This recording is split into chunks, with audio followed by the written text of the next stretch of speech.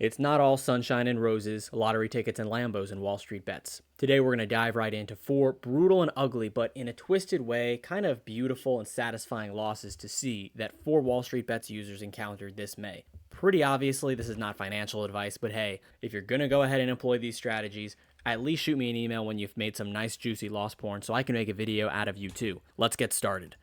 We're going to begin with ChocoPie168. Now, this was his first post on Reddit, so the loss must have been painful enough to justify making an account and sharing. ChocoPie lost over $2,500 on ServiceNow and $1,900 on good old Tesla. What else? When are these retards going to learn to stop buying Tesla puts? Probably when it finally is actually time to dump it. I was able to calculate how much he actually lost with this image that he posted in the comments.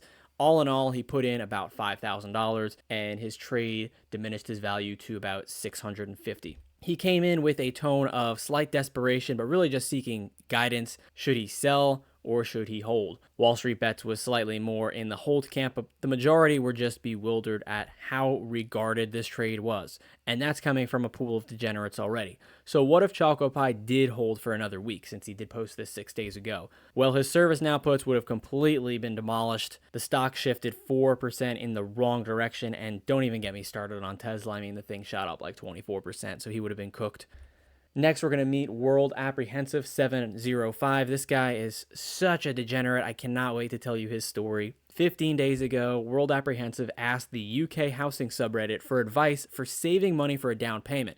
As many of you know, it's not exactly cheap to get a house in the UK or the Western world in general at this point. And Redditors there recommended going full cash or at the very least or riskiest, maybe a savings bond or a CD because stocks could have downturns. Apparently, that didn't get through this guy's thick, retarded skull, so he had to learn the hard way. 11 days later, this chump posts for the second time on his Reddit account, this time in Wall Street Bets, showing that he's blown over $4,700 or 97% of his initial investment on SPY calls, puts, and Google calls. As expected, Wall Street Bets had a field day with this guy, but one comment stood out among the crowd because of the UK theme.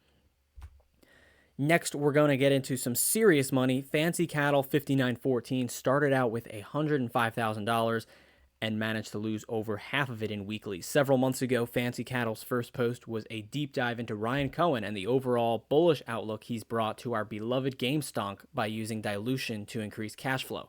It was a pretty based analysis in my opinion. Fancy Cattle's also a fan of Sofago. That's literally the only other posts he had besides Wall Street Bets degeneracy. But it's been all downhill from here for him. Maybe he should have just stuck to hip hop and DD analysis. Several months ago, right around all-time high, Fancy Cattle dumped a ton of money into Big Bear AI calls. He didn't even post a loss porn for this, but I know there was a huge one, whether he held to expiration or not. The copium was absolutely crazy. You could see here he bought at all-time high. There was a huge drop from there. He got obliterated.